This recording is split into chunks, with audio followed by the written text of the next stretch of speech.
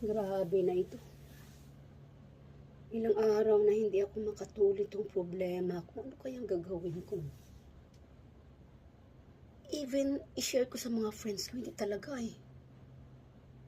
Grabe naman ito, hindi ako makatulog. Even mag-workout po ako. Ganito, mag-workout para iba naman yung mindset ko. Hindi talaga eh. Kaya yung gagawin ko? Siguro. Mag-inom na lang ako. Smith. Pakibigay mo yung isang red horse na yan, no? I think sa'yo pa yan natira, ha? Umiinom ka din pala. Ibigay mo niya sa akin, hindi ako uminom, but mainom ako this time kasi meron akong problema. Hindi talaga masusolve itong problema. Even i-share ko sa asawa ko, eh. Hindi ko nga alam kung anong gagawin ko. So, maybe, akin na.